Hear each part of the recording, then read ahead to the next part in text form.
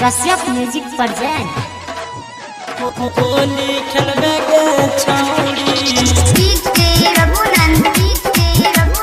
कावला DJ वाला संगे होली खेलबे गे छौरी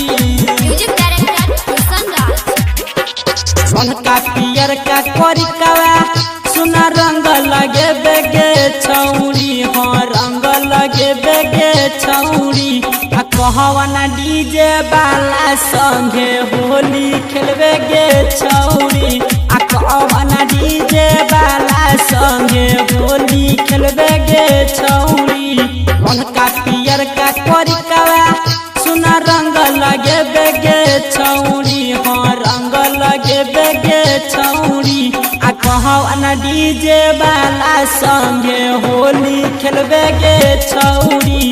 कहवाना डीजे वाला संगे होली खेलबे गे छौरी होली खेलबे गे छौरी कहवाना डीजे वाला संगे होली खेलबे गे छौरी कश्यप म्यूजिक प्रेजेंट रूबिया सोनिया दिलिया नेहबा के बोले बेगे छौरी पूजिया के बोले बेगे छौरी कहवाना छोरा संगे गे होली खेलबे गे छौरी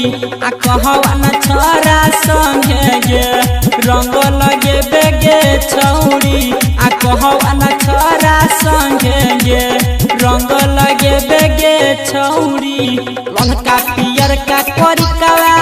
सुना रंग लगे बेगे छौरी हाँ रंग लगे बेगे छौरी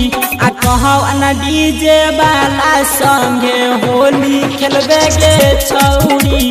कहवाना डीजे वाला संगे होली खेलबे गे छौरी कश्यप म्यूजिक प्रेजेंट होली खेलबे गे छौरी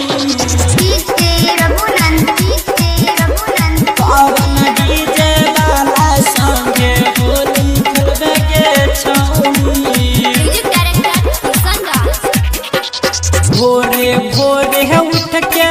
फोटा लाली लगे बेगे छौरी हाँ बाली लगे बेगे छौरी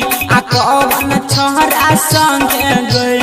मजा उड़े बेगे छौरी कहवाना छोरा संगे गे होली खेलबे गे छौरी हाँ कहवाना छोरा संगे गे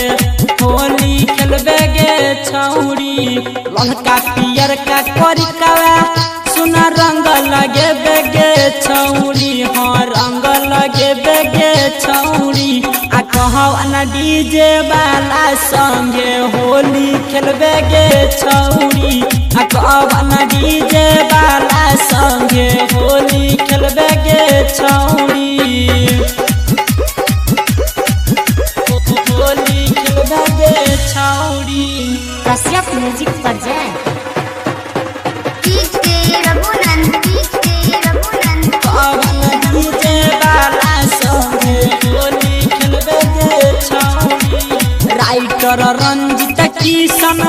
के फिर से बोले बेगे छौरी हाँ फिर से बोले बेगे छौरी उहे रमन जी यादव के गाना लगे बेगे छौरी असुही आवाला गाना बजा के गर्दा उड़े बेगे छौरी रमन जी यादव के गे गाना सुने बेगे छौरी ललका पियर का कोरिकावा सुना रंग लगे बेगे छौरी हाँ रंग लगे बेगे छौरी